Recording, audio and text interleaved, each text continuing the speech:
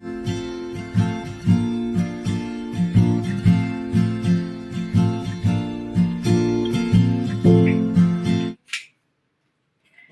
Friends, આજથી તો પવિત્ર શ્રાવણ મહિનો ચાલુ થઈ ગયો છે.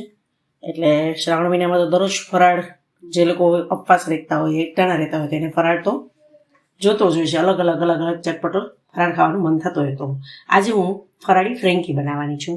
તો ફ્રેન્કી બનાવવા માટે મેં સાબુદાણા, પાવાટકી સાબુદાણા છે, પાવાટકી શામો છે અને થોડા મગફળીના બી લીધા છે. એ જે વધારે હું મિક્સરમાં દળી લીધું છે. આપ જોઈ શકો છો કે એનો લોટ થઈ ગયો છે.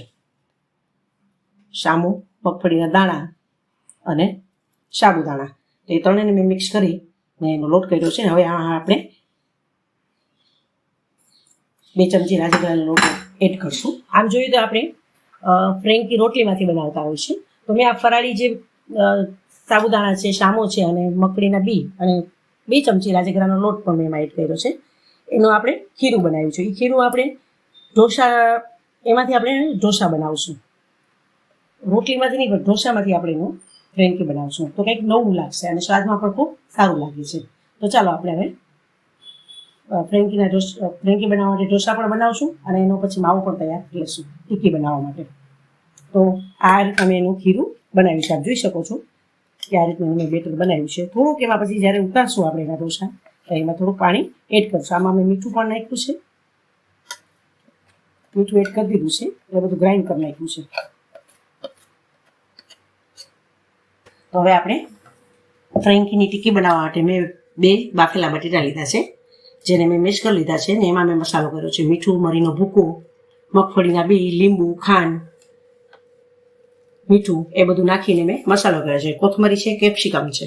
હવે એમાં થોડુંક આપણે તપકીર ઉમેરી પછી એની આપણે ટીકી વાળી લઈશું. આ રીતના એની ટીકી વાળી લઈશું. એમાં થોડુંક તપકીર આપણે એડ કરશું જેથી એનું બાઇડિંગ સરખું રહે અને છૂટું ન પડી જાય.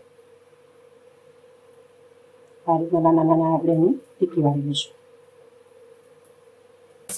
બ્રાઉન થાય ત્યાં સુધી આપણે ટીકીને ફ્રાય કરી લેવાની છે.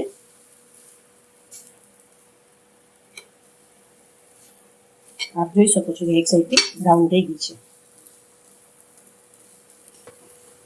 તો આપ જોઈ શકો છો કે મેં આ ટીકી બધી બનાવી લીધી છે. હવે આપણે ફ્રેન્કી બનાવશું. ફ્રેન્કી એટલે ઢોસાના ફોર્મમાં બનાવશું આપણે. હવે આપણે એનો ઢોસો ઉતારી લઈશું. ઉતારી લઈશું ફ્રેન્કી.